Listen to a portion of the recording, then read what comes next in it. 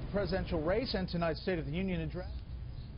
Republican presidential candidate Marco Rubio. Senator, thanks for being here. Thank you.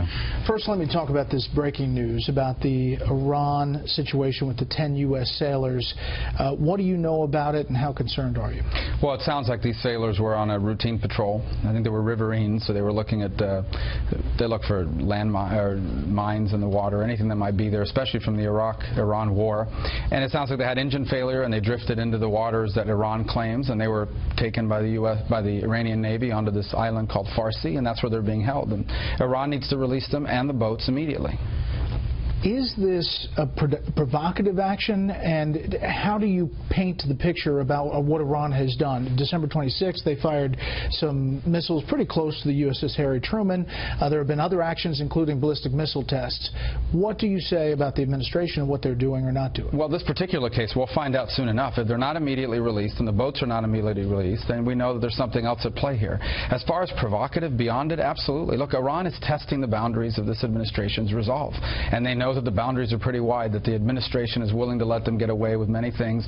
You're only seeing this accelerate since the deal was signed with Iran. That's why, as president, on my first day in office, I will repeal the nuclear deal that Barack Obama has signed with Iran. They are going to use that money to build out their conventional capabilities, that includes their Navy, to continue to build their long-range missiles, which they continue to test, to sponsor terrorism with Hezbollah and other groups in the region. So, again, I think you're only going to see a continued pattern of provocation as long as a weak president like Barack Obama is in the White House. State of the Union address tonight, his last. The administration is forecasting it will be different, more optimistic, looking towards the future. They say Republicans are pessimistic and are overlooking some of the positive things happening. I'm actually optimistic, because Barack Obama is going to be gone in a year, and I think we're going to elect, I'm going to be the next president of the United States, and on my first day in office, I will begin to revoke and reverse all of the damage this president has done to this country. This is a president that believes America is an arrogant global power and needs to be weakened. I will reverse that. This is a president that is obsessed with undermining the Constitution, especially the Second Amendment, and I will reverse that. And this is a president that is he doesn't believe in free enterprise, and he's undermined it.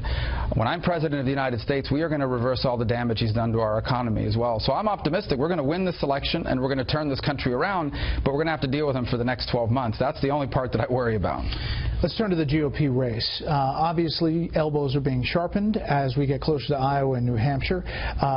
Your friend, as you've talked about him, Governor Bush, Super PAC supporting him, is out with a new ad about your positions, and it focuses on your footwear as well. Boots are made for flipping, and that's just what they'll do. One of these days, young Marco's gonna flip on you. You get the gist. It continues on there with many quotes. Your reaction to that? Well, look, this is a campaign about important issues. I mean, ISIS is setting people on fire in cages. We have a president that has undermined our national security. Our military is about to have the smallest army since the end of the Second World War, the smallest Navy in 100 years, and the smallest Air Force ever. So these are things campaign put out, and they can spend their money on whatever they want. Well, I'm going to focus be fair, on the your Super PAC has put out ads against Cruz and Christie and Bush as well. So you don't control that, but no, I don't. But I watch those ads, and they're factual. Those things actually, and they're policy issues. There are policy differences between the campaigns. Those should be debated in a respectful way. I do believe that the next president of the United States, for example, needs to be someone that will reverse Common Core, not support it like Jeb Bush does and Chris Christie does. I think the next president has to be someone that will protect the Second Amendment, not support gun control like Chris Christie does. So look, those are policy differences, and those are going to be debated. Well, here's a policy difference on immigration. You say you've changed, that you obviously supported the Gang of Eight legislation. You sponsored it. You pushed it. You say that that's not possible. First of all, is that a political decision because it can't get through, or a principled decision that you literally have changed your mind? No. First, I do not support amnesty, and I never have. I've always believed there has to be real consequences for violating our immigration laws. When I'm president, there will not be amnesty. Criminal aliens will be immediately deported.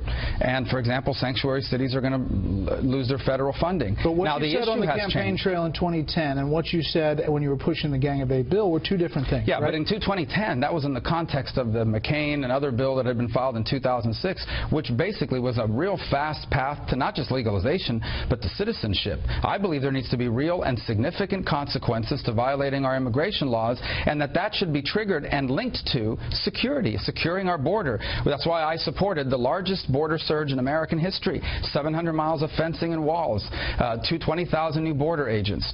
But the issue of immigration has changed as well.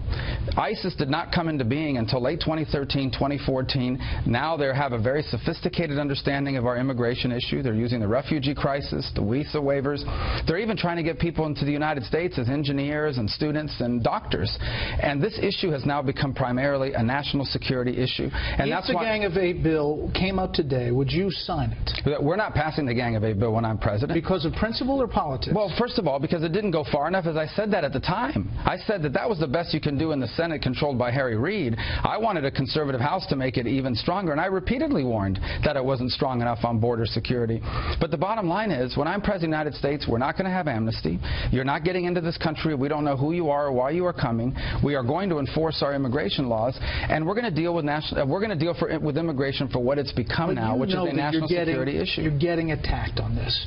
You're getting attacked on this issue. Even the fiancé visa, which is a part of the Gang of Eight legislation, you factored in the San Bernardino shooting. Yeah, but the fiancé visa is an existing visa. The problem with the fiancé visa is not that they're fiancés. The majority of fiancés, the overwhelming majority, are not terrorists. The issue is the way the program was carried out.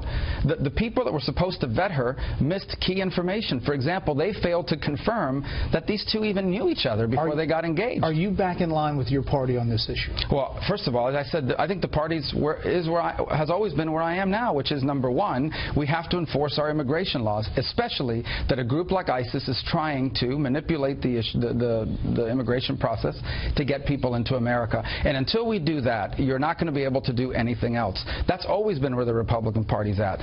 And it continues to be now more than ever because of the ISIS threat using immigration. Well, Senator, thanks for the time tonight, and we'll see you in a couple weeks in Des Moines. Yes, sir. Good to see you.